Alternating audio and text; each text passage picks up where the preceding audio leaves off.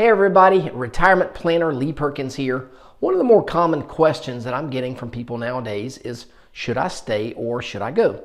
In other words, now seems like a really good time for a lot of people to sell their houses because of the increased market value, so what should they do? Well, there's a lot to unpack here and the answer may not be as easy as it seems. So in today's video, I'm going to address 6 things that you should probably consider before you pack up and move.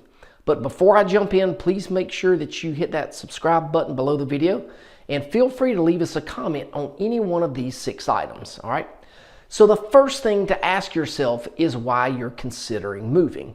If you want to move just because your house is at an all-time value, that may not actually be the best reason.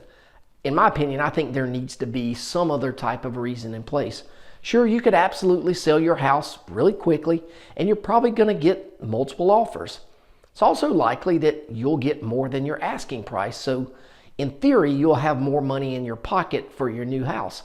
But in my opinion, just selling your house because you can get more for it right now is not a great reason to sell, and that's because of item number 2 on the list. Number 2, you'll likely pay more for your new house.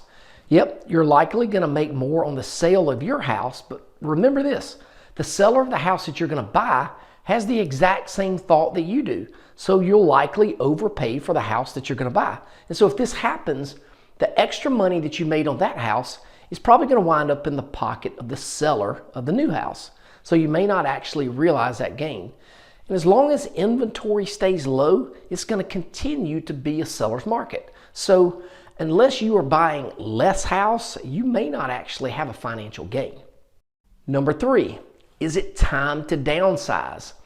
You know, for a lot of us, the older we get, we realize that the more stuff we've accumulated. And really for us to have a place to put all that stuff, a lot of us have lived in houses over the last 10, 20 years that are maybe twice the size of what we grew up in as kids. And so at some point, people start figuring out that, you know, really we don't need all this stuff and we'd rather have a smaller house.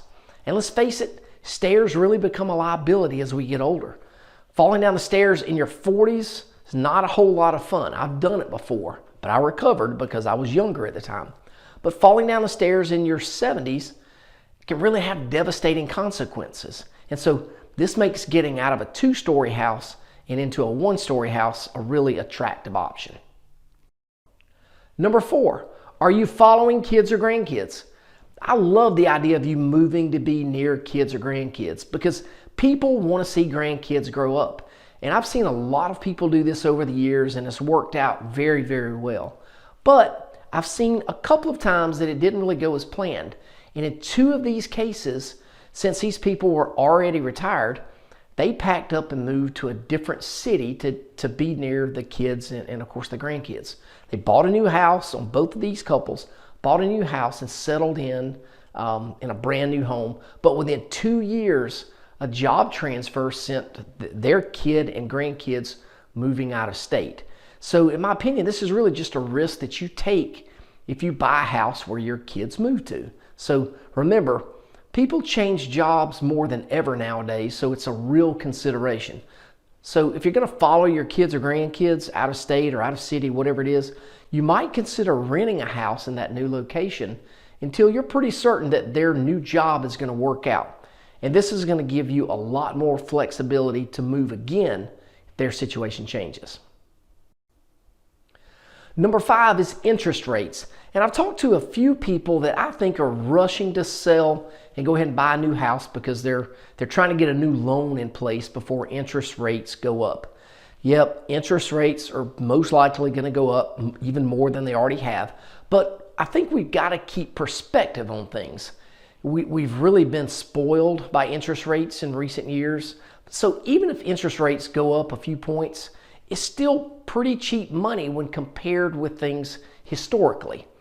Plus, hopefully, chances are you're not financing a huge amount of money this time around. But either way, don't just rush into something because of interest rates. I think that's a pretty bad idea. Number 6, are you making a destination move? And I love this last one that we'll talk about on the video today. Are you moving to a dream location? I absolutely love seeing people make the decision to move to a lake, the mountains or a beach or something like that. I've had a lot of people do this over the last few years, and nobody has regretted that decision at all. They absolutely love it. So my advice here is to just make sure that you do your homework. Make sure you know that location very well before you buy a place there. I've also had at least 4 client families move to one of these all-inclusive or active retirement communities, and I really like this idea. I visited one a few years ago, and after about 4 days, I told my wife, I said, this reminds me of college, because any social activity or sporting event that you can think of, it's available almost every single day of the week. And the clients that I've got who've made this transition, I mean, they are having an absolute blast. So if this is something that you're interested in, I would tell you to talk to some people who've done it and really like it. But I'd also tell you to talk to a few people who've tried it. It didn't really work out for them. So there you have it. 6 things for you to consider before you downsize. And remember, no matter what you choose to do, there's no need for you to rush into anything. Take your time. Consult with your spouse, your friends, your close family, and make sure that you make the best decision for you. Thanks for watching. Don't forget to hit that subscribe button, and we'll see you next time.